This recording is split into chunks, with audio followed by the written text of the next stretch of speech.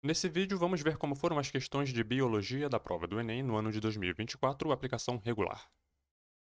Vamos usar aqui o caderno 5 amarelo, que é o padrão do INEP. Interessante que esse caderno aqui, a parte de ciências da natureza e suas tecnologias começa com uma questão de biologia, a 91, e termina também com uma questão de biologia. Então, questão 91, o esquema representa um experimento feito com células do protozoário Amoeba proteus. Nele, um grupo de células foi tratado com a droga citocalazina B, enquanto outro grupo não foi tratado, servindo como controle. O formato e o movimento das células tratadas foram comprometidos. E aqui é importante: as células que foram tratadas com a droga tiveram o movimento comprometido. Aqui a gente está vendo, né, uma ameba num formato que a gente está acostumado a ver, né, com os pseudópodes. A que não foi tratado, o grupo controle, continuou formando ali os pseudópodes normalmente, enquanto que o grupo tratado, né, perceba que ela deixou de formar pseudópodes. Então, qual componente celular foi afetado pela droga utilizada no experimento? Aqui a gente vai pensar nos microfilamentos de actina, que são componentes do citoesqueleto, responsáveis justamente por essa coisa do formato da célula e participantes ali na formação dos pseudópodes, por exemplo, nessas células que fazem, né, pseudópodes. Nunca é demais mencionar que estamos falando aqui de uma célula eucarionte. Questãozinha tirada do Sadava, Vida, a Ciência da Biologia, um livraço, super recomendado para quem está se preparando para o Enem. Esse livro aqui de biologia é muito utilizado nas questões. Eu tenho aqui a 12ª edição do livro. O PDF que eu tenho não tem a capa, mas a capa dele é esse aqui, que tem uma abelhinha. Enfim, aqui na parte aqui dos conteúdos, né, a gente vai focar nessa parte aqui, ó, parte 2, que fala de células. Aí se você tiver aí uma edição diferente do livro, pode ser que esteja em outro capítulo, né, a organização pode estar diferente, mas a ideia é essa aqui. Nessa edição, na 12ª, você vem aqui na parte 2, capítulo 5, células, as unidades de trabalho da vida. Eu pulei várias páginas e vim aqui, ó, esse subtópico aqui, ó, o citoesqueleto como um componente importante para a estrutura e o movimento celular. Na página seguinte tem esse quadrinho aqui que é bem interessante, ó. Os componentes do citoesqueleto de uma célula, né, eucariótica, microfilamentos, os microfilamentos de actina, certo? Filamentos intermediários e os microtúbulos. Aqui era o que ele diz, ó, sobre os microfilamentos. Eles ajudam a mover partes ou a célula inteira, né? A célula inteira ou partes da célula, e eles determinam e estabilizam a forma, né, da célula, o shape. Aqui embaixo, ó, microfilamentos também estão envolvidos na formação das extensões celulares chamadas pseudópodes. Questão 93. Pererecas assobiadoras tiram o sono de moradores do Brooklyn. Meu Deus, que problemão. Então, os moradores do Brooklyn, bairro de São Paulo, bairro nobre, né? Perdem o sono com um som alto, constante e estridente. O barulho é causado por anfíbios anuros, trazidos do Caribe, então uma espécie exótica, né? Da espécie Eleutherodactylus johnstonei, do tamanho de um grão, de um caroço de feijão, né? Enfim, acabaram encontrando aqui um ambiente favorável, portanto tem tudo para se tornar uma espécie invasora, né? E eles estão invadindo os jardins das casas das pessoas. Dica: quem cria gato ou cachorro não tem esse problema. Pois bem, ao emitirem o som estridente, esses anfíbios, os machos, né, atraem fêmeas para o acasalamento. É o canto do acasalamento. É como ele mostra para a fêmea que ele é um macho, né, enfim, que tem as características desejáveis, né, para a reprodução. A questão foi tirada dessa matéria aqui do G1, uma matéria de 2014, então uma questão bem antiga, né? Um morador ou moradora relatando aqui: o barulho é tão alto que ele causou problemas de saúde. Eu acordei um dia de madrugada com tontura, pensei que era labirintite, fui fazer meus exames. Soube que era uma vertigem paroxística aguda, possivelmente ocasionada pelo excesso de ruídos, que está acima dos decibéis permitidos. Então, assim, realmente é um problema, né? Sério. Para além disso, tem também os problemas ecológicos, né? Aqui no Brasil, o canto muito alto abafa os outros, né, os dos outros anfíbios, e atrapalha a reprodução de sapos e rãs nativas. Então, espécies de anuros nativas estão tendo ali o silêncio que eles precisavam, né, para eles poderem fazer a reprodução deles próprios, perturbadas por essa espécie que veio e que canta muito mais alto do que os nativos. Ah, mas como esses bichos chegaram aqui no Brasil? Reza a lenda que um estrangeiro trouxe as pererecas e, irritado com o barulho, jogou os animais no esgoto. E o resto é história. Questão 97, uma questão aqui clássica, né, sobre metabolismo aeróbico e anaeróbico. Fizeram aqui um meio nutritivo, então esses três tubos de ensaio aqui têm o mesmo meio nutritivo, só que em cada um deles eles colocaram um gênero de bactéria diferente. E a gente repara que elas se distribuíram nesse tubo de ensaio de maneira diferente. A primeira, elas ficaram próximas à superfície, onde elas têm fácil acesso ao oxigênio. No segundo tubo, elas foram para o fundo, onde não tem oxigênio. E no terceiro tubo elas ficaram teve alguma concentração aqui, né, próxima à superfície, mas elas se distribuíram também de maneira um pouco mais uniforme pelo tubo, inclusive alcançando lá as partes mais profundas do tubo de ensaio. As do tubo 1 a gente pode afirmar que elas são aeróbicas, elas precisam desse contato com o oxigênio, né, para o metabolismo delas. A 2 elas são anaeróbicas. E a 3 a gente pode dizer que elas são aeróbicas facultativas. elas não precisam do oxigênio, mas se tiver, elas dão uma certa preferência, tanto que você percebe que elas ficaram mais aqui próximo da superfície, algumas, né, se distribuíram lá para baixo, porque elas não precisam realmente do oxigênio, tendo, elas utilizam. Bom, então em relação ao metabolismo energético, os micro-organismos no tubo 1, 2 e 3 são classificados respectivamente como aeróbio estrito, anaeróbio estrito e anaeróbio facultativo. E eu não sei se ainda agora eu falei anaeróbio facultativo ou aeróbio facultativo. Anaeróbio facultativo é melhor. Por quê? Porque elas têm a opção de não ter oxigênio. Mas tendo oxigênio, elas vão preferir o oxigênio. Por isso que anaeróbio facultativo, elas têm a faculdade de optar por a viver sem oxigênio, é mais apropriado. Questão 99, o que são vacinas? Indústrias farmacêuticas e científicas têm trabalhado no desenvolvimento de vacinas, né, contra a Covid-19, então uma questão aí da época da pandemia, né?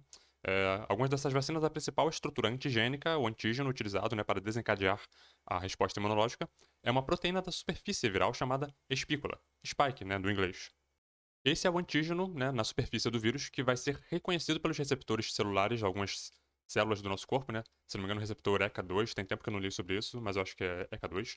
Enfim, vão reconhecer essa proteína spike e ali o vírus consegue então ter acesso às células.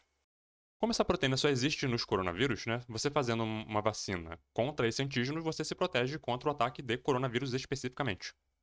Aqui o texto diz o seguinte: ela se liga a receptores de membrana específicos das células por um mecanismo do tipo chave-fechadura. Você que está se preparando para o Enem, existe uma tensão entre a teoria, né, da chave-fechadura, que existe uma complementariedade, né, um encaixe perfeito entre o antígeno e o anticorpo, né, o receptor no caso, e existe uma teoria mais atual, que é o encaixe induzido, né, que tem ali uma tensão entre essa teoria do encaixe induzido, que ela é mais sofisticada, né, ela permite ali um entendimento melhor de como é que funciona esse encaixe, né, essa interação entre antígeno e receptor. Então vale a pena dar uma lida sobre isso. Não estou dizendo assim que vai mudar totalmente o sentido da questão, mas vale a pena a pessoa se atualizar. Porque a questão era muito boba, né? Nessas vacinas, a proteína, o antígeno, né, induz produção de anticorpos específicos contra o vírus. Vai ativar linfócitos B, né? Vão virar os plasmócitos. Esses plasmócitos, né, vão receber ali, a partir dessa informação, a informação para produzir os anticorpos específicos contra aquele antígeno da proteína spike. A questão foi tirada desse texto aqui, que já está disponível na internet. Eu vou colocar link para isso tudo no comentário, na descrição aí. Deixa eu ver se tem alguma coisa interessante aqui para abordar. Importante aqui mencionar, né, a formação de células de memória, que as vacinas são capazes de tanto produção de anticorpos imediatamente, né, da inoculação ali da vacina, como também da formação de células de memória que, eventualmente, se a pessoa tiver contato com aquele patógeno, com aquele vírus, por exemplo, de novo, ela já vai ter ali um arsenal, né, um repertório de células que vão se lembrar daquilo e vão agir prontamente em uma resposta muito mais rápida e mais eficaz. Mencionando aqui que, é claro, todo mundo deve se vacinar, mas algumas pessoas não podem se vacinar por questões diversas, então é importante que todo mundo que pode se vacinar se vacine, né? Porque isso garante essa maior proteção, essa proteção, vamos colocar aqui de rebanho, né? Que é um termo até que existe mesmo. Ganhou uma conotação meio, né, pejorativa, mas essa coisa do rebanho, né? De todo mundo formando ali uma barreira para proteger aqueles que não podem se vacinar. Aqui embaixo tem aquele textinho que foi colocado na questão, tem mais algumas informações. Recomendo aqui a leitura, quem tiver interesse. Não vejo nada assim a mais para comentar, não. Na verdade, aqui embaixo tem uma coisa interessante, ó. Vacina de vetor viral, vacina de RNA e vacina de subunidades são tipos de vacina. É interessante dar uma pesquisada, dar uma lida sobre isso, né? Os diferentes tipos de vacina. Acho que trabalho ali, né, com genoma viral, né? O RNA, as de subunidades que vão pegar pedaços, né, da proteína. Enfim. Pulando para a questão 105, o vírus linfotrópico de células T humanas tipo 1, HTLV1, é um retrovírus do mesmo grupo dos vírus da imunodeficiência humana, o HIV. Ah, então se ele é do mesmo do grupo do HIV, então ele transmite AIDS também? Vamos ver aqui. No caso, ele causa AIDS também, né? Vamos ver aqui se é o caso. Ambos são transmitidos da mesma forma e infectam as mesmas células de defesa do organismo, os linfócitos T. Opa, até aqui, né, eles realmente são bem parecidos. A diferença fundamental é que o HTLV1 estimula o aumento de produção desses linfócitos, que lembrem são células, certo? Então, quando você aumenta a produção de certa célula, você está se aproximando de um cenário ali de câncer, certo? Enquanto que o HIV, que é o tradicional, né, o vírus da AIDS, da imunodeficiência, melhor dizendo, causa destruição dessas células. Então é bem diferente a forma como eles agem. Dito isso, uma possível consequência da infecção por HTLV1 é o desenvolvimento de alguma forma de câncer, no caso, câncer no sangue, né? Leucemia, algum tipo de leucemia, outras formas também. Vamos dar uma lida nesse texto aqui pra gente ver se a gente pega ali alguma informação mais interessante, né? Mas acho importante, assim, reafirmar aqui que ele causa um aumento na produção de determinada célula. São células, né? O sangue é um tecido.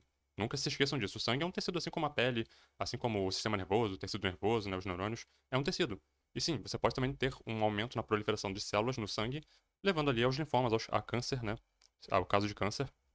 Então aqui está o texto, né? Quando suspeitar da infecção, né, pelo HTLV1, Então, logo no resumo, ó, fatores genéticos e imunológicos do hospedeiro são os principais responsáveis pelas manifestações clínicas associadas que podem ser divididas em três categorias: neoplásicas, neoplasia câncer, certo?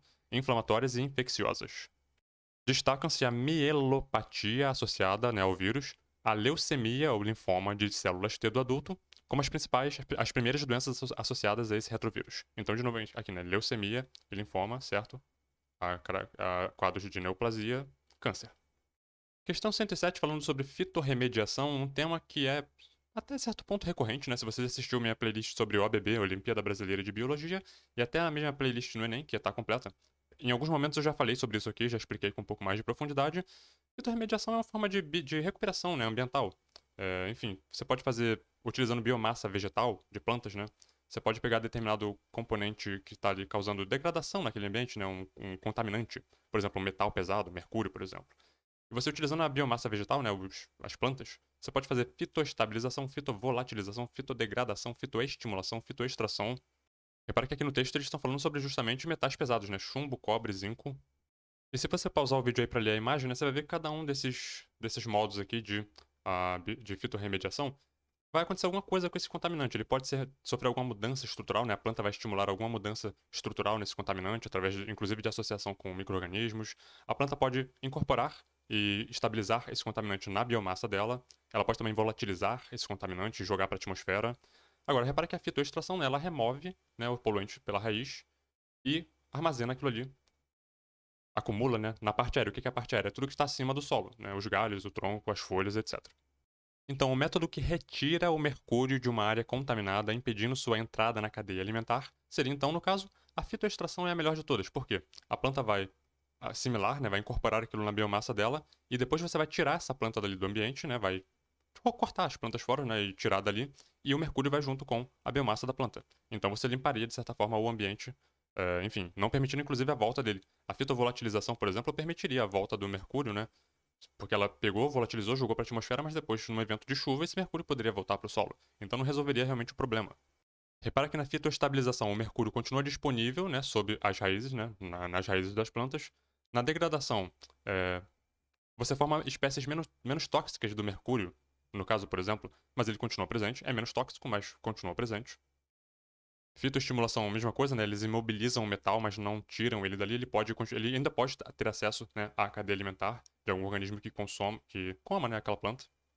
A questão foi tirada dessa dissertação aqui de mestrado, né, de Evandro Luiz Pereira. Eu acho que eu anotei alguma coisa aqui que eu posso mostrar de interessante.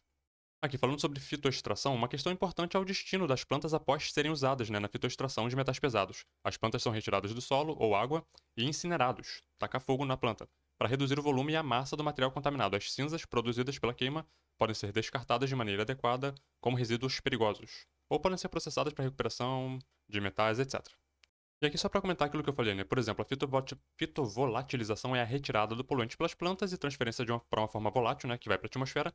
Esse método pode ser utilizado na remoção, porém não remove o contaminante, apenas o transfere do solo para a atmosfera.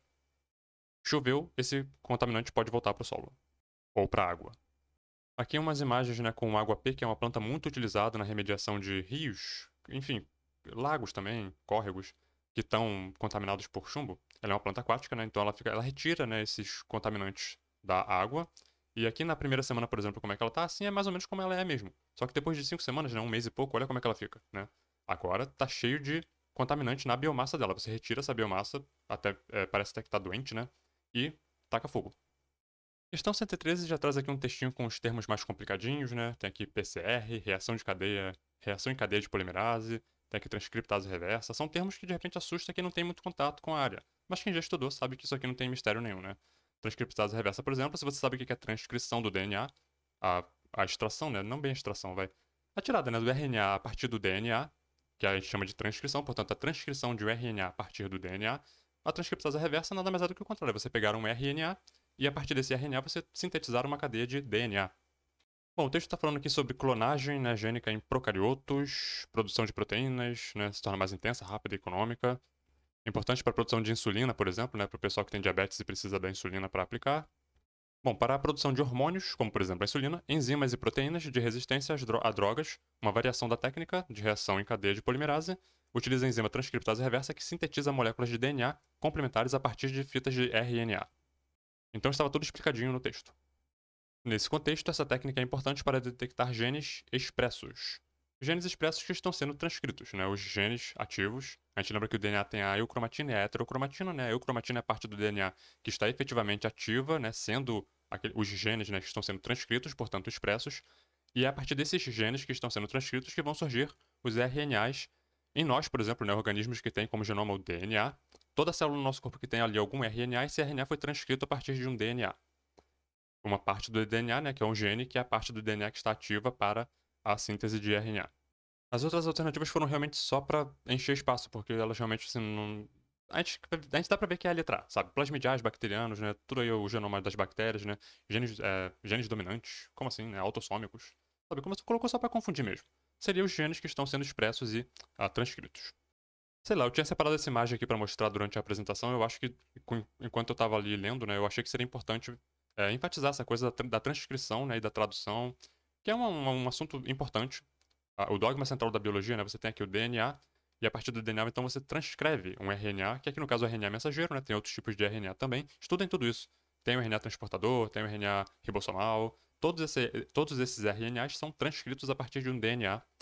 E, eventualmente, esse RNA, por exemplo, o mensageiro pode ser traduzido numa proteína. Eu achei interessante trazer isso aqui só para, né, chamar a atenção. Estudem isso aqui porque é importante. Lembrando que a transcriptase reversa, o que ela faz? Ela pega o RNA mensageiro, um RNA, né, qualquer, e transforma em DNA. Enfim. Portanto, ela reverte, né, o sentido do processo de transcrição. Questão 116, temos aqui um ornitorrinco, um canguru e um elefante. Apesar de os animais representados no cladograma compartilharem um mesmo ancestral, todos eles são mamíferos, né? Eles se caracterizam por distintos padrões na reprodução ou de nutrição dos embriões e descendentes.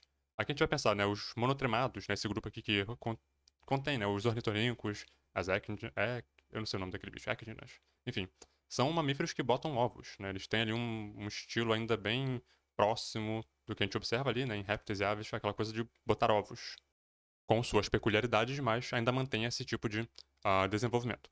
A partir de marsupiais, nós temos ali a formação já de uma espécie, né, de um anexo embrionário, que é a placenta, mas que vai surgir de sua forma, na sua forma integral mesmo nos placentários, né? Enfim, aqui no grupo de Eutéria. O que acontece aqui nos metatérios, que contém os marsupiais? O embrião se forma internamente no animal, mas eventualmente ele sai ainda meio não completamente formado e termina de se desenvolver no marsúpio, que é aquela bolsa que tem ali na mãe, né? Enquanto que os placentários, o embrião se desenvolve completamente, entre aspas, né? Mas ele sai muito mais formado já direto no nascimento, no parto. Por quê? Porque lá dentro ele ficou na placenta se desenvolvendo internamente e etc. Então dá uma atenção para essas classificações aqui, né? Mamíferos, né? Mamália, prototéria, téria. Prototéria tem os monotremados, téria tem metatéria e eutéria, e enfim.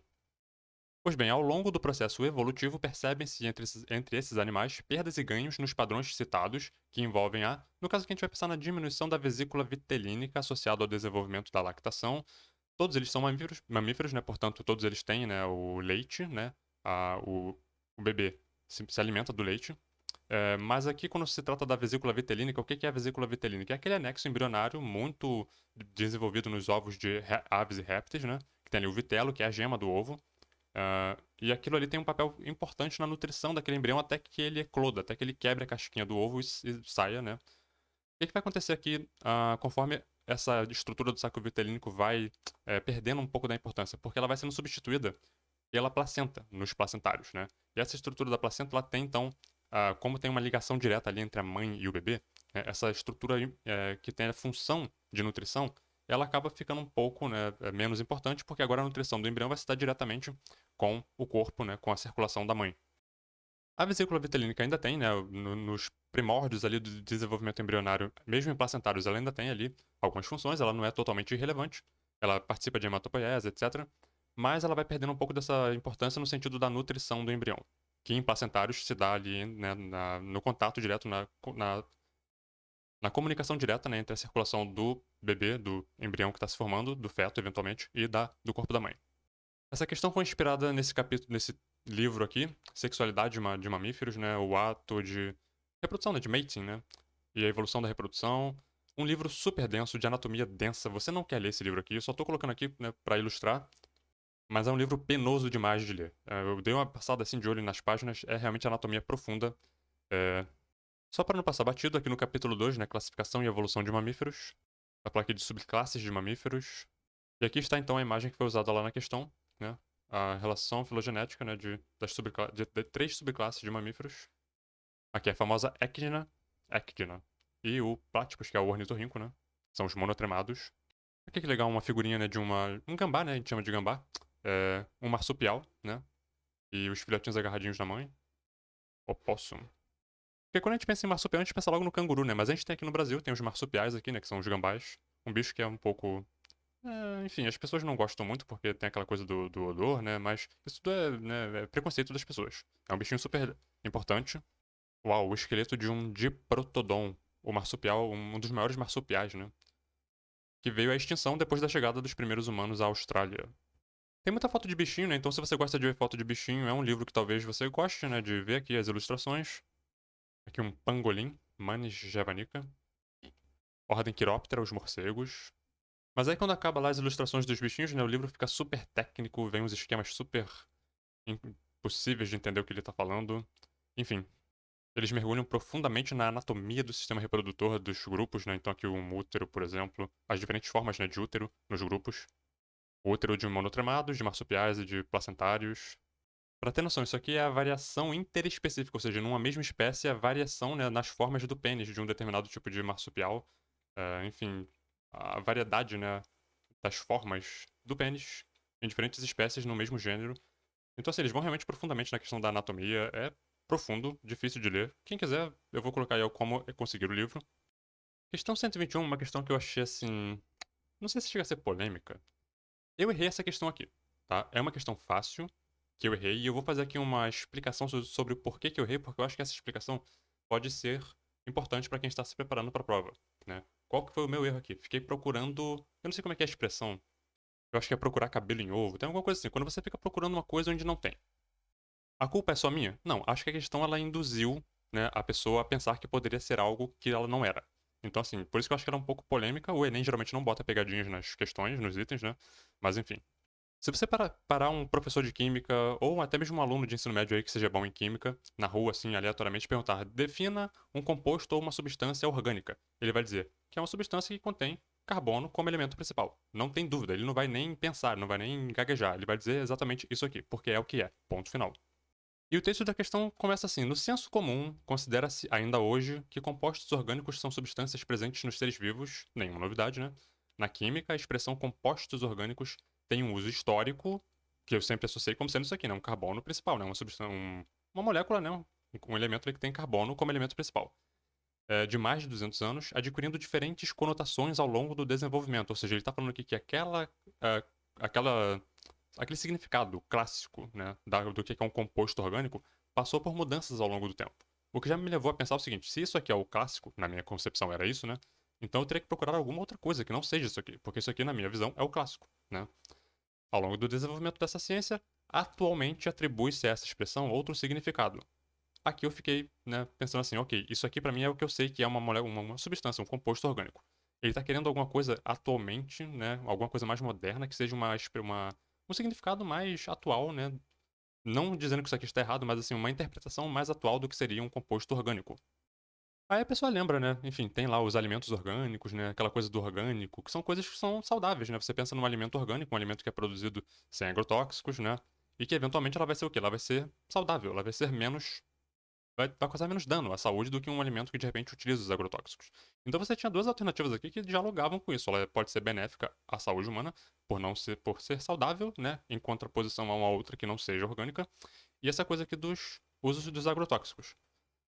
A coisa do agrotóxico limita, né, a interpretação, porque você teria que pensar em alimento, e o comando não está falando de alimento, está falando de um composto ou uma substância. Você poderia então pensar que poderia ser a letra A, que ela poderia ser uma substância ou um composto benéfico à saúde humana, né? Enfim, entendeu onde é que pode estar aqui a confusão que essa questão, da forma como ela foi redigida, poderia ter causado na cabeça de alguém? Se causou na minha, provavelmente outras pessoas também seguiram essa mesma linha de raciocínio. Ou então eu sou o cara mais idiota do mundo, enfim. Seguindo o gabarito oficial do INEP, o gabarito é a letra E, uma substância ou um composto que contém carbono como elemento principal, não tem nenhuma novidade nisso. Se você já teve uma aula de química orgânica, você sabe isso. Mas, da forma como ela colocou aqui, né, ela meio que induziu a pessoa a pensar numa interpretação alternativa. Na minha visão, foi isso que aconteceu. Enfim, por isso que eu quis explicar detalhadamente o que é que passou na minha cabeça ao reler a questão, que de repente ajuda, né, alguém que vai participar da próxima edição do Enem. Não fica procurando cabelo em ovo, tá? Questão do Enem não tem pegadinha. Você pode ir direto naquilo que é o... Isso aqui nunca estaria errado, inclusive, tá? Se eles colocassem outra coisa, de repente poderia até levar ali a uma... a um questionamento do gabarito, né? Não sei. Isso aqui nunca estaria errado. Então, assim, não procurem cabelo em ovo. Vai naquilo que é certo, ok? Questão 122 é uma questão da química, porque ela vai falar aqui de transformação redox no comando, né? Mas ela começa aqui falando sobre metabolismo de procariontes. Então ela está bem na interface biologia-química. Ela vai trazer ciclos biogeoquímicos, né? Ciclo do nitrogênio, ciclo do carbono. Enfim, então ela está bem na interface mesmo. É bem difícil de discernir onde começa a biologia e onde termina a... Então, na dúvida, eu trouxe aqui para análise, né? Para, enfim. Também é um tema super legal, né? Ciclos biogeoquímicos, ciclo do nitrogênio, ciclo do carbono, é importante. Então tinha duas ilustrações aqui, uma com o do ciclo do nitrogênio, né, a fase de fixação, né, onde ali os procariontes fixadores, né, convertem o nitrogênio gasoso, atmosférico em amônia, então fixou. Depois vai ter aqui a nitrificação, que é a transformação ali, né, a síntese, né, de nitritos, nitrosação em nitratos, nitratação, pelos organismos competentes a isso. Depois você tem ali a desnitrificação, que é a transformação dessas formas fixadas em nitrogênio gasoso de novo, que volta para a atmosfera. Aqui os nomezinhos das bactérias não é difícil de decorar, tá? Então aqui você vai ter as nitrossomonas, aqui embaixo, né, Nitrobacter, aqui a Pseudomonas denitrificans, aqui vai ter as bactérias do gênero Rhizobium, né, que fazem essa fixação, outras também, mas essas principais não é difícil de decorar não. Rhizobium, Nitrossomonas, Nitrobacter, Pseudomonas denitrificans. No ciclo do carbono, repara que os seres vivos, as plantas, né, os seres fotossintetizantes, eles são uma parte fundamental, integrante fundamental desse ciclo, né, porque elas fazem justamente essa fixação do carbono atmosférico em carboidrato, né, na fotossíntese. Repara que o carboidrato produzido pelas plantas, pelos seres fotossintetizantes, é o carbono fixado. É o carbono que compõe matéria orgânica. O comando vai dizer o seguinte: em qual etapa numerada ocorre a transformação redox, como a que ocorre nos procariontes nitrificantes? Então vamos olhar os procariontes nitrificantes, que são esses aqui. O que eles estão fazendo? Eles estão convertendo NH3, que é a amônia, em nitritos e nitratos. O que é o nitrito e nitrato? NO2 e NO3, certo? Estou falando aqui, né, basicamente aqui a molécula. Repara que então pegou-se essa molécula de amônia, que é NH3, e converteu-se em NO2 e NO3. Esse então é aquela reação que ele colocou lá no comando. Onde no ciclo do carbono vai acontecer alguma coisa semelhante a isso? Se você vier aqui, na 5, repara que os procariontes decompositores vão pegar o carbono fixado, que é o carbono que está compondo a matéria orgânica, então pensa aí num carboidrato, né, numa molécula de carboidrato, por exemplo, e vai transformar isso em CO2. Lembra, lá em cima tinha NO2, né, o nitrito. Aqui aconteceu CO2, a partir de um carboidrato, que é uma molécula mais complexa, que tem carbonos e hidrogênios, né? Então isso aqui é realmente semelhante. Então, a fase 5 aqui da ilustração. Então aqui a gente poderia chutar a letra E com alguma convicção. Questão 125, se você fez a prova e está só revendo aqui, fazendo a revisão, né, do conteúdo, provavelmente quando você estava fazendo a prova, se você viu minha playlist do Enem, quando você bateu o olho nisso aqui, na hora deu aquele estalo, né? Se você não fez a prova, pausa o vídeo aí, dá uma lida. E se você assistiu minha playlist do Enem, você também vai ter agora esse momento de clarividência, onde você vai ter a revelação de uma coisa interessante. Você, meu inscrito, que seguiu meu conselho e memorizou todos os gabaritos das provas anteriores do Enem, né? Você lembrou da questão 17 da prova amarela do Enem 2002, que é basicamente essa questão aqui, é a mesma questão, a mesma ideia. Eles pegaram e reescreveram a questão, né? Eu vou mostrar a questão original lá pra gente ver. Mas basicamente eles reescreveram a questão e é a mesma ideia, o mesmo gabarito, a mesma resolução, né? Enfim. Então tá aqui, Enem 2002, prova amarela. Você que é inscrito aqui do canal, claro, já memorizou essa prova aqui completamente, né? Porque é uma coisa que eu disse e continuo dizendo. As questões. O banco de questões do Enem está aparentemente defasado. Eles vão começar a repetir questões ou fazer isso que eles fizeram agora, né? De reescrever a questão. Eu tô sentindo que isso vai acontecer com mais frequência a partir de agora. Então, assim, memorizar os gabaritos anteriores das provas anteriores, especialmente dessas provas mais antigas aqui, que já caíram, né, no esquecimento da maioria, é importante. E pode ser um diferencial para a pessoa chegar lá e, enfim, economizar tempo numa questão que já caiu anteriormente. Tá aqui a questão 17, né? Milho verde recém-colhido tem um sabor adocicado. Já o milho verde comprado na feira, que já passou um tempo, né? Já teve tempo ali de haver reações enzimáticas que convertem esse açúcar em amido. Ele não é mais tão doce, porque o açúcar já virou amido. Por quê? Porque algum enzima lá que transforma açúcar em amido agiu, né? Pois cerca de 50% dos carboidratos responsáveis pelo sabor adocicado são convertidos em amido nas primeiras 24 horas. Então, qual que é a ideia desse pessoal? Eles pegam a espiga recém-colhida, mergulham ela em água fervente. O que acontece quando ele mergulha em água fervente? Desnatura a proteína, que é a enzima, né, que faz esse processo de produzir amido a partir de açúcar. E com isso, então, ela para a ação dessa enzima e mantém o sabor adocicado do milho por mais tempo. Repara que ela dá um choque. Ele não cozinha o milho, né? Ele dá um choque térmico. Ele mergulha na água fervendo e depois tira e já coloca na água gelada para poder dar o choque térmico. Isso já é o suficiente para, enfim, estragar lá as enzimas. Portanto, a preservação do sabor original do milho verde pelo procedimento se ocorre porque as enzimas responsáveis pela conversão desses carboidratos em amido são desnaturadas pelo tratamento com água quente, choque térmico, né? Então, voltando aqui para a prova de 2024, uma agricultora, com intenção de comercializar milho recém-colhido, testou uma forma de preservar o sabor adocicado do seu produto. O melhor resultado foi obtido quando ela imergiu as espigas em água fervente durante alguns minutos, em seguida, né, em água gelada, mesma coisa, viu? Com esse procedimento, a parte da glicose do milho não foi transformada em amido, mantendo seu sabor adocicado, e isso aconteceu porque houve desnaturação enzimática pela alta temperatura. Questão 127. As autoridades sanitárias brasileiras têm se preocupado muito nos últimos anos com o aumento de ocorrência de doenças transmitidas por mosquitos, especialmente aqui herboviroses como chikungunya e zika. Elas têm se tornado epidêmicas ou endêmicas em algumas áreas, né, áreas urbanas. Parte de uma análise de relação entre urbanização e incidência dessas doenças está representada, então, só, a relação entre urbanização, né, crescimento, né, de cidades, e incidência dessas doenças. Então a gente tem aqui a urbanização, né, na base de tudo, ausência de saneamento básico, eventual contaminação da água, redução da biodiversidade aquática e riscos para a saúde humana. Então, nesse contexto, como a urbanização está causando riscos à saúde humana, aqui a gente vai pensar em diminuição da população de predadores aquáticos, especialmente aqui na redução da biodiversidade aquática, né? Por quê? Porque aqui nós poderemos ter espécies, né, que estão morrendo, que estão, enfim, sendo afetadas por essa contaminação na água, que seriam espécies predadoras das larvas dos mosquitos. Isso poderia ter, então, ali um efeito, né, no aumento das populações desses mosquitos que são potenciais transmissores dessas doenças que foram mencionadas aqui no texto base, as arboviroses, né. Repara que as outras alternativas são razoáveis, né? Disseminando verminoses. A gente está pensando aqui, né, na contaminação da água, ausência de saneamento básico, né? Causando eutrofização de lagos, aumentando as chances de contato com coliformes. Pensando em ausência de saneamento básico, tudo isso aqui é verdade. Aproximando aqui, a gente já pensa o seguinte: na urbanização, né, no crescimento descontrolado, desordenado na cidade, pessoas, né, morando em áreas mais periféricas, próximas a regiões ainda que ainda estão ali, né, meio região de mata, né, próximas ali de fragmentos florestais. Essas pessoas estariam mais próximas, né, do que seria o habitat natural, não apenas de mosquitos, mas de outras espécies também, de animais, enfim, insetos.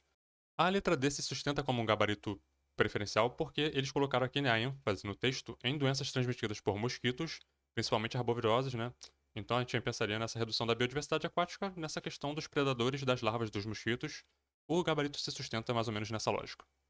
A questão foi inspirada nesse texto aqui: saneamento, arbovirose, determinantes ambientais, impactos na saúde urbana. O esquema que foi colocado lá na prova, só que mais completo, né, com alguns elementos a mais. Aqui a redução da biodiversidade aquática. Em algum momento aqui, os autores até tocam nos pontos assim que são interessantes também, né? Outras modificações a partir da ação humana, né, que estariam afetando ali os ecossistemas e com isso também alterando a dinâmica de reprodução do vírus, do mosquito, no caso. Por exemplo, o aquecimento global, né, fazendo ali um aumento da temperatura global, reduzindo o tempo de desenvolvimento das larvas dos mosquitos, então elas ficam menos tempo para chegar à fase adulta, aumentando rapidamente a população dos mosquitos, reduzindo o período de incubação do vírus, no caso, então o vírus ele precisaria de menos tempo também, uma vez incubado, né, fazendo com que o tempo para o vírus alcançar a glândula salivar do mosquito, que é onde começa o problema, né, quando o mosquito está ali com o vírus ativo, né, na glândula salivar dele, quando o mosquito pica a pessoa, ele transmite o vírus. Então tudo isso estaria sendo afetado, né, por conta dessa questão do aquecimento global. Todas essas dinâmicas que tinham um tempo um pouco maior estão ficando cada vez mais curtas, o que acelera o processo de reprodução e, enfim, aumento populacional dos mosquitos possivelmente infectados, né, pelo vírus. E um ponto que deve ser destacado, que torna difícil o controle, é o crescimento urbano desordenado aliado à poluição de rios, então falta do saneamento básico, né? Rios e valas, fornecendo sítios para a proliferação e disseminação dos mosquitos, onde as larvas dos mosquitos reinam absolutas, né? Não tem ninguém ali para predá-las. Se tivesse os anfíbios, né? Outros insetos também que comem essas larvas, enfim. Questão 128, impactos do microplástico, tema super importante. A ação de fatores abióticos, aliada à biodeterioração, contribuem para a formação de microplásticos. Importante, os quais se aderem a outros poluentes orgânicos apolares persistentes, como os derivados de pesticidas lipossolúveis, que se dissolvem em gordura. Há uma proporcionalidade direta entre a solubilidade desses tipos de poluentes e sua concentração nos tecidos de organismos expostos a eles. Enfim, em animais vertebrados, essa associação de poluentes será preferencialmente acumulada no tecido adiposo, por causa aqui dessa coisa do lipossolúvel. Repara que se você percebesse, né, da coisa do lipossolúvel, você já teria ali uma chance maior de chutar a letra D, mesmo que você não tivesse certeza, mas você seria em tecido adiposo, né? Porque lipossolúvel se dissolve, se dilui, né, em gordura, adiposo, tecido gorduroso, né, do nosso corpo. A questão faz referência a esse texto aqui do E-Cycle, Ciclo do Microplástico, que é importante saber. É um texto enorme, super completo, é um artigo, né? No ciclo do microplástico, uma embalagem descartada em 1980 ainda pode existir de forma fragmentada na atmosfera e na placenta de uma mulher gestante. Atualmente, então assim, já tem o quê? Uns 30 e poucos anos aí, né? Pois é. Corrigindo, 40 e poucos anos, né? Foi 1980.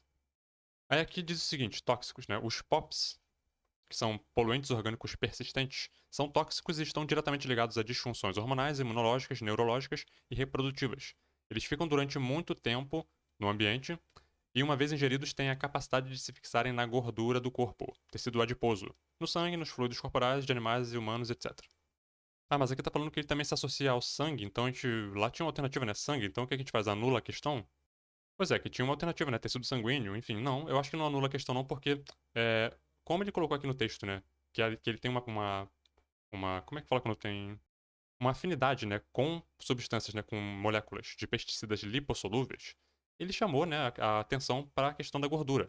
Então ele teria também essa afinidade maior por aquilo que tem de lipo, né, de lipídio no corpo, que seria o tecido adiposo. Eu acho que isso aqui, enfim, foi até uma problematização que eu vi aqui agora em cima da hora, essa coisa do tecido sanguíneo. Eu acho até que eu deveria refletir um pouquinho mais sobre isso, mas a minha opinião atual é que não anularia a questão não, porque como ele chamou a atenção aqui no texto para lipossolúveis, mantém aqui o foco no tecido adiposo. Então mantém assim a minha opinião atual como não anularia a questão, não anularia o gabarito, manteria tecido adiposo mesmo. Questão 130 eu achei ela bem fácil. Vou mostrar para vocês aqui a linha de raciocínio como é que segue mais ou menos. Com base em testes realizados em ratos, conclui-se que compostos nitrosos são substâncias mutagênicas, né? Podem ser então carcinogênicas. Esses compostos podem ser obtidos pela reação entre nitrito de sódio, que é um conservante adicionado às carnes, né? Especialmente aquelas processadas, né? E o ácido clorídrico. Opa, ácido clorídrico. Interessante, né? Então aqui a gente tem uma fonte de alimento que é a proteína, né? Carne, e ácido clorídrico. Aqui a pessoa já fica pensando, né? Caramba, digestão, né? De carnes, de proteína. Ácido clorídrico. Estômago, né? Já veio estômago na cabeça da pessoa. O ácido nitroso produzido irá reagir com os compostos nitrogenados, como as aminas, etc. Em qual órgão esse processo será iniciado? Aqui a pessoa já colocou estômago, né? Porque pensou aqui, carne, proteína, ácido clorídrico no estômago, né? Pepsina, tudo mais, aquela coisa toda. Pega ácido, né? Digestão de proteínas. Em associação ao ácido clorídrico, então acho que era bem fácil chegar aqui no gabarito estômago. Se eu não tivesse falado de ácido clorídrico, né, se não tivesse trazido essa coisa do pH ácido para discussão, a gente poderia até pensar em intestino, né? Mas aqui, com essa coisa do ácido clorídrico, estômago, com certeza. Questão 131 tem aqui um texto enorme, isso aqui para a geração TikTok é quase uma bíblia, né? Bom, sistemas agroflorestais. Os sistemas agroflorestais alinham os interesses econômicos aos ecológicos. Vou dar um resumido aqui. O que acontece nesse sistema? Num primeiro momento, as árvores nativas são plantadas em conjunto com as culturas agrícolas, né, que são ali trabalhadas naquela propriedade. Feijão, mandioca, milho, abóbora, etc. Num segundo momento, são introduzidas outras espécies, como trepadeiras, arbustos, de acordo com um arranjo espacial e temporal pré-estabelecido, enriquecendo, né, a diversidade de espécies, né, vegetais naquele ambiente. Talvez pretendendo simular um ambiente natural, o mais natural, né, o mais próximo do natural possível. Nesse processo ocorrerão mudanças graduais na estrutura e composição das comunidades vegetais ao longo do tempo, caramba, mudanças ao longo do tempo, sucessão ecológica, né? Que culminarão no aumento da diversidade do ambiente, sucessão ecológica. O conjunto dessas mudanças graduais é análogo ao processo natural denominado sucessão ecológica, letra B. Não estou conseguindo marcar aqui. Letra B, sucessão ecológica. A questão citou um texto da Embrapa, né? Eu nem sei se é esse, acho que não é esse aqui não que eu estou mostrando, mas eu achei esse arquivo aqui na internet muito interessante, longo, né, 144 páginas. Vou colocar o link para ele na descrição, mas assim, não recomendo que ninguém clique se você não tiver realmente assim interesse em ler mais sobre isso aqui. Eu coloco o link na descrição, às vezes para mim mesmo. Pode ser que daqui a uns 5 anos eu reveja esse vídeo, né, e veja, ou então eu lembre em algum momento, tinha aquele arquivo lá naquele vídeo, eu vou lá e recupero, né, esse arquivo aqui. E tem também muitos professores que assistem, né, os vídeos aí de repente e poderiam ter interesse, né, em utilizar alguma coisa aqui desse material em alguma dinâmica, alguma atividade, até mesmo para se aprofundar um pouquinho mais nesse tema. Ele é super técnico, por isso que eu tô dizendo assim que não é realmente assim para fazer uma leitura divertida, não. É para quem quiser realmente assim aprender mais, né? Fazer de repente um trabalho sobre isso aqui.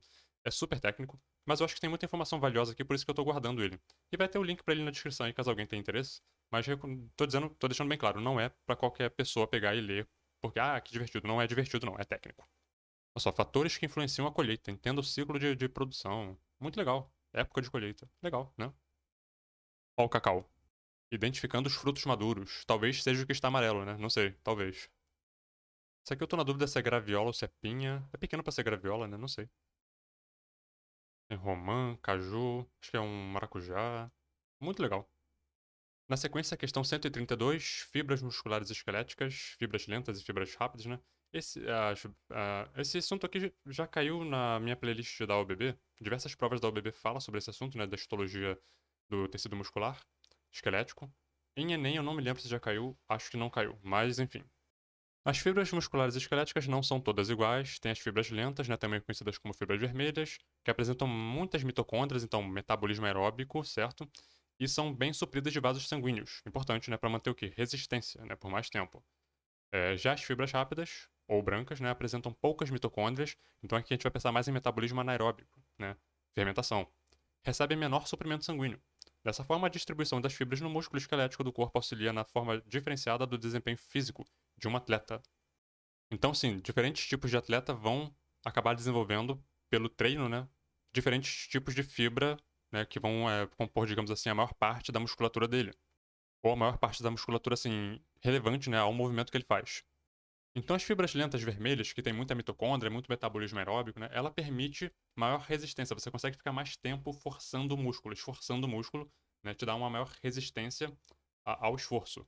Então, se você é um maratonista, por exemplo, que vai ficar 40 minutos, uma hora e tanto correndo, você vai querer ter muitas fibras vermelhas. Agora, se você é um cara que faz aquele, por exemplo, aquele 100 metros rasos, ou um salto, né, você vai dar um pulo muito alto, virar uma cambalhota, você vai querer ter fibras que não precisam de tanta resistência assim, mas sim que vai te dar mais força, né? Mais velocidade de disparo, enfim. Então, um atleta que sonha em disputar as Olimpíadas, que tem uma maior proporção de fibras brancas do que fibras vermelhas, ele teria mais vantagem na realização de provas, aquelas provas que de repente não precisam, né, de tanto metabolismo aeróbico assim, não precisa de tanta resistência. Um salto em altura, por exemplo, ele vai dar um pulo, ele vai dar uma corrida, vai correr um pouco, né, poucos segundos, e vai dar um pulo, ele vai precisar de muita força para dar esse pulo bem alto, e depois acabou, né? Não vai precisar ficar ali forçando a musculatura por muito tempo. É um disparo, é um tiro que ele dá, resolveu o problema dele, acabou. Repara que triatlo, marcha atlética, maratona, ciclismo são provas que deixam a pessoa exausta, né? A pessoa termina a prova exausto. Por quê? Porque consome, né, muita energia, né? Exige muita resistência, né? E aí vem o metabolismo aeróbico que te dá mais ATP, né? Enfim. Livro citado, Sadava, Vida à Ciência da Biologia. Já recomendei, recomendo de novo. Consigam esse livro de alguma forma, comprem. Enfim, é um livraço.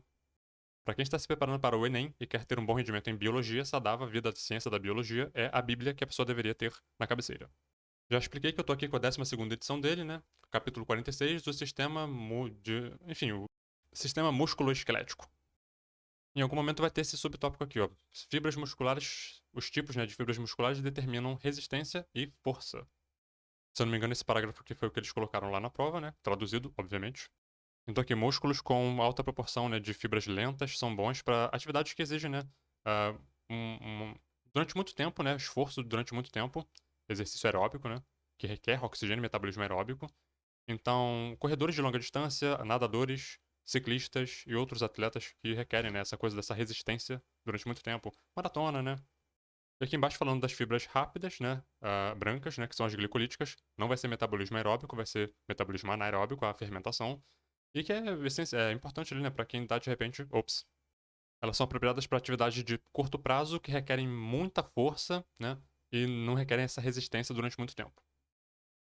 Então aqui a gente tem essa figura, né, a letra B aqui, tipos, né, e performance. Então aqui a gente tem um atleta maratonista, por exemplo, olha quanta fibra vermelha ele tem, que são as fibras lentas, né. Repara que a seta, quando ela é muito longa, o comprimento da seta significa a duração do esforço, né?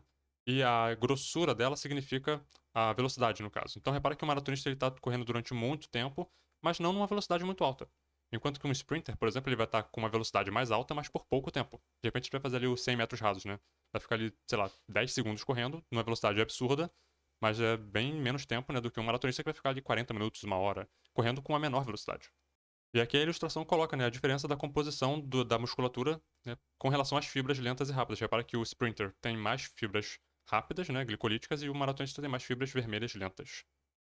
Questão 133, quando você chegar numa questão que tem aqui uma coral verdadeira e uma falsa coral, uma do lado da outra, você já está pensando aqui nos conceitos de aposematismo, que é a coloração de advertência presente na coral verdadeira, e o mimetismo batesiano, que é a coloração, digamos, mimética, né, da falsa coral, imitando a coral verdadeira e tirando vantagem disso, porque a coral verdadeira é uma espécie perigosa, né? Os outros animais respeitam ela, porque sabem que uma mordida dela acabou a vida da pessoa, do animal, né?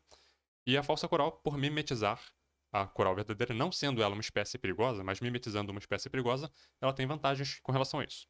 Então aqui aposematismo, coloração de advertência, e mimetismo batesiano. Uma espécie que não é perigosa mimetizando uma que é perigosa. E tem ainda o mimetismo milleriano, que não entra aqui na discussão, mas seria uma espécie que também tem ali um determinado perigo, né? Ela também apresenta um determinado perigo, ou ela é impalatável, e ela calha, né, de por convergência evolutiva ter uma coloração parecida com a de uma outra que também é perigosa, ou impalatável. Uma outra discussão interessante que a gente pode puxar daqui é o seguinte: o mimetismo milleriano, por exemplo, tem várias espécies de cobra que a gente chama de cobra coral. Se elas compartilham um ancestral comum e essa característica da coloração, elas herdam desse ancestral comum, não é um caso de mimetismo. Pelo menos eu não classificaria como assim. É um caso de herança de uma característica ancestral. E elas compartilham essa herança ancestral.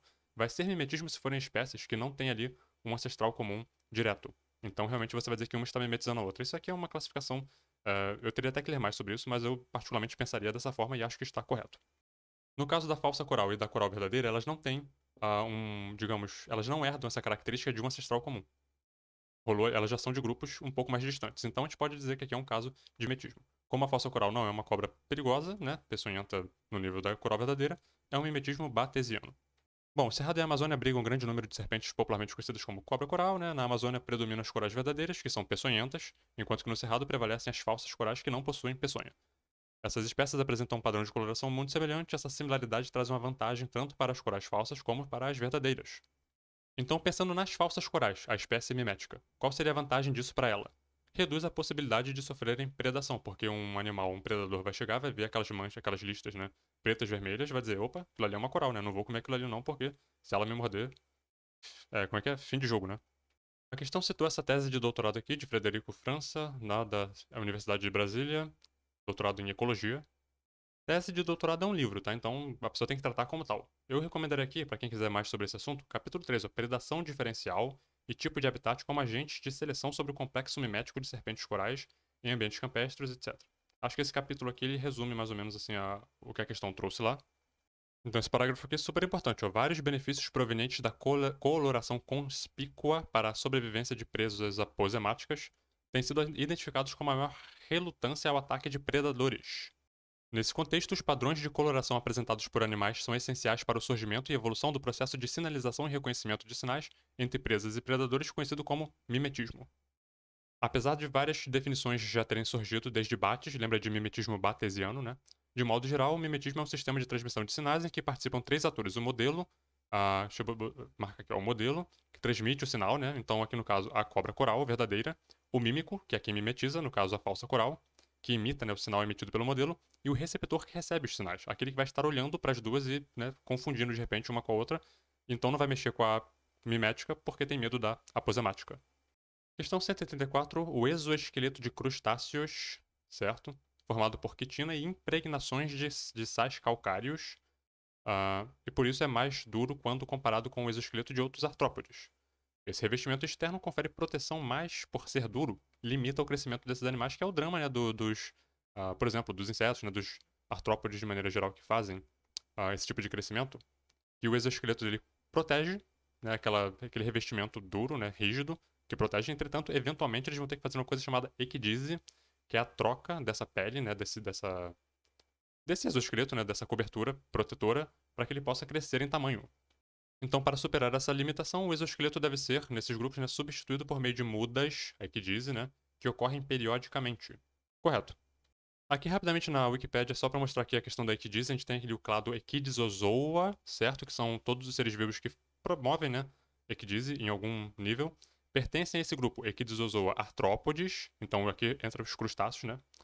Os nemátodos, nematomorfa, né? Tardígrada, onicófora, loricífera, priapólida e cefalorinca. Enfim, alguns bichos que você nunca vai ouvir falar na vida e mesmo que ouça vai esquecer um minuto depois.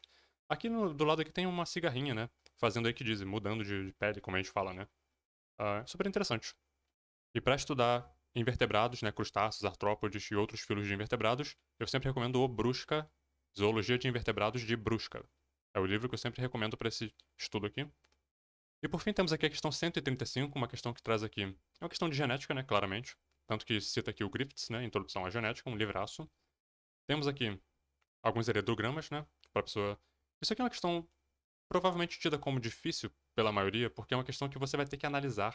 Você vai ter que pegar, né, os dados e vai ter que analisar. Então é uma questão que já exige de você um certo conteúdo a mais ali em termos, não apenas de lembrar, né, coisas, mas vai ter que analisar, vai ter que colocar, né, os pingos nos is. Isso aqui já é uma coisa que algumas pessoas consideram como sendo mais difícil. Possivelmente uma questão que mais pessoas erraram do que acertaram. Não sei. Eu, particularmente, acho ela super fácil, porque, pra mim, a análise de heredograma é trivial, né? Depois que você aprende, você apenas reproduz aquilo que você já sabe. Então tem que pegar o texto, né, e pegar ali o que tem de importante aqui. Um dos exemplos mais conhecidos de herança recessiva ligada ao cromossomo X é o daltonismo, então herança recessiva ligada ao X. Como em qualquer distúrbio recessivo, existem muito mais homens apresentando o fenótipo do que no caso do daltonismo, né, do que mulheres. Por quê? Porque as mulheres, como é uma herança recessiva, e a mulher tem 2 cromossomos X, via de regra, ela vai precisar. Se ela tiver um X com um alelo dominante, já não expressa no fenótipo a condição.